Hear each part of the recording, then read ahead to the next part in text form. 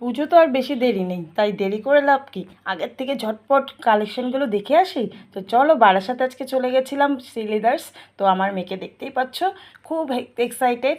ও জুতো কিনতে চলে আসছে, আমরা সব পরিবারে মিলে। তো চলো তোমাদের সাথে শেয়ার করছি। আর এতে দেখতেই পাচ্ছ আমি কিন্তু দাঁড়িয়ে পড়েছি একদম কিডস সেন্টারে, যেখানে কিডসদের মানে মেয়েদের, গার্লসদের, বাচ্চাদের সব যেখানে শুগুলো রাখা আছে কালেকশন শ্রীলেদার্সের। আর শ্রীলেদার্সের জুতো মানে তো খুবই ভালো জুতো, তো বুঝতেই পারছো। তো এবার আমরা চলে আসছিলাম বারাসাতে। তো আমার হাতেও দেখতে পাচ্ছ এটা আমার খুব পছন্দ হয়েছিল, তো আরও মেয়ে দেখে নিচ্ছিল এদিকে। আর এদিকে দেখো আমার মেয়েকে কালেকশনের মধ্যে থেকে পছন্দ হয়েছে এই শ্যুটা। আর তার সাথে নিয়ে আসছে কিন্তু সক্স, যেটা ও সক্সের সাথে এই জুতোটা পরবে বলছে। তো এখানে কিন্তু কালেকশনগুলো দেখে আমার খুবই ভালো লেগেছিলো, আর খুব রিজনেবল প্রাইসে। যারা যারা শ্রীলেদার্স বারাসাতে ভিজিট করোনি, ঝটপট ভিজিট করো। তো আর এদিকে দেখে নিচ্ছিলাম আমাদের বড়দের জন্য, যে বড়দের ওমেন্সের জন্য যে গার্লসদের এখানে শ্যুগুলো আছে, এগুলো কালেকশনগুলো খুবই ভালো আসছে। আমি এক এক করে দেখে নিচ্ছিলাম।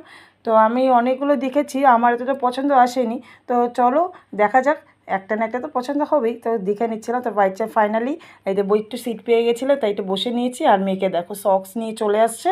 ও বলছে মা জুতো তো কিনতে পারিনি, তাই জন্য সক্সটাই কিনে নিই চলো। কারণ জুতো যা অনেকগুলোই ছিল, তো কিন্তু তার মধ্যে থেকে পছন্দ হয়নি।